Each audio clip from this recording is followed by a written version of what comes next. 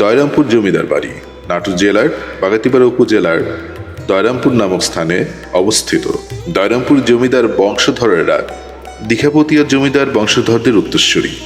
মূলত এই দয়রামপুর এলাকায় নামকরণ করা হয়েছে দীঘাপতিয়া জমিদারের বংশের গোড়াপত্তনকারী দয়রামের নাম অনুসারে।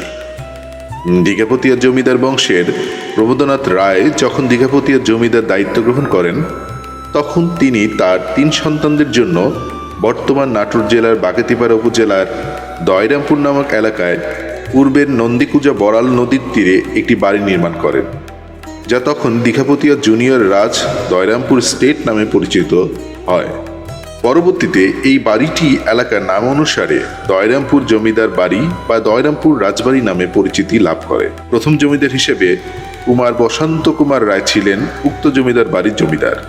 এই জমিদার বাড়ির শেষ জমিদার ছিলেন শ্রী বাবু শরৎচন্দ্র রায়। জমিদারি প্রথা বিলুপ্তির আগ পর্যন্ত তিনি এখানেই শেষ জমিদার হিসেবে বসবাস করেন। 1974 সাল হতে দয়রামপুর রাজবাড়ি সেনানিবাস হিসেবে আত্মপ্রকাশ করে। পরবর্তীতে মুক্তিযুদ্ধে শহীদ হওয়া বীর সৈনিক আব্দুল কাদেরের নাম অনুসারে উক্ত সেনানিবাসের নামকরণ করা হয় কাদিরাবাদ সেনানিবাস।